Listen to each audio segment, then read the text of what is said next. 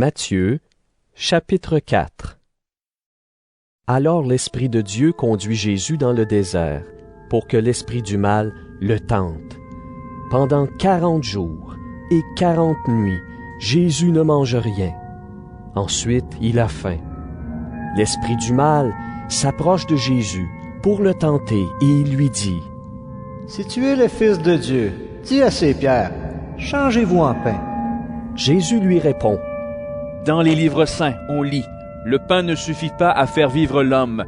Celui-ci a besoin aussi de toutes les paroles qui sortent de la bouche de Dieu.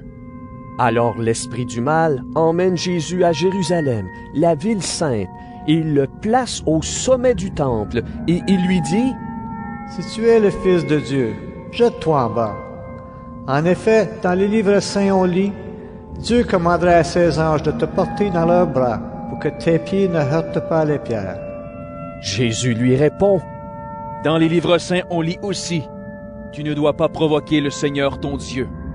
L'esprit du mal emmène encore Jésus sur une très haute montagne. Il lui montre tous les royaumes du monde, avec leurs richesses, et il lui dit: Mets-toi à genoux devant moi pour m'adorer, et je vais te donner tout cela. Jésus lui dit: Va-t'en, Satan! En effet, dans les livres saints, on lit, c'est le Seigneur ton Dieu que tu dois adorer, et c'est lui seul que tu dois servir.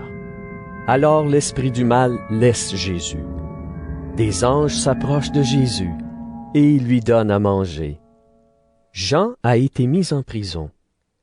Quand Jésus apprend cela, il part pour la Galilée.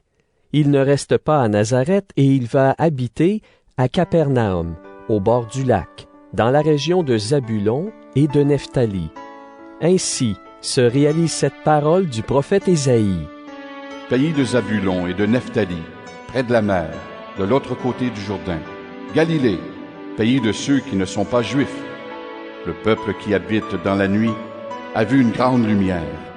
Pour ceux qui vivent dans le sombre pays de la mort, une lumière a brillé. À partir de ce moment, Jésus se met à annoncer: Changez votre vie.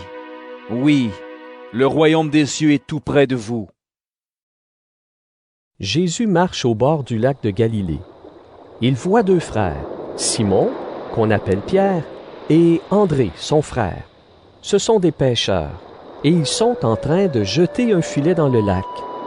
Jésus leur dit: Venez avec moi, et je ferai de vous des pêcheurs d'hommes. Aussitôt, ils laissent leur filet, et ils suivent Jésus. En allant un peu plus loin, Jésus voit deux autres frères, Jacques et Jean, les fils de Zébédée. Ils sont dans la barque avec leur père Zébédée. Ils réparent leur filet. Jésus les appelle. Aussitôt, ils laissent leur barque et leur père, et ils suivent Jésus. Jésus va dans toute la Galilée. Il enseigne dans les maisons de prière juives. Il annonce la bonne nouvelle du royaume. Il guérit les gens de toutes leurs maladies et de toutes leurs douleurs. On entend parler de Jésus dans toute la Syrie. On lui amène tous ceux qui souffrent, ceux qui ont des maladies et des douleurs de toutes sortes, ceux qui ont des esprits mauvais, ceux qui ont des crises nerveuses. On lui amène aussi les paralysés. Jésus les guérit. Des foules nombreuses suivent Jésus. Elles viennent de Galilée, de la région des 10 villes, de Jérusalem, de Judée et de la région à l'est du Jourdain.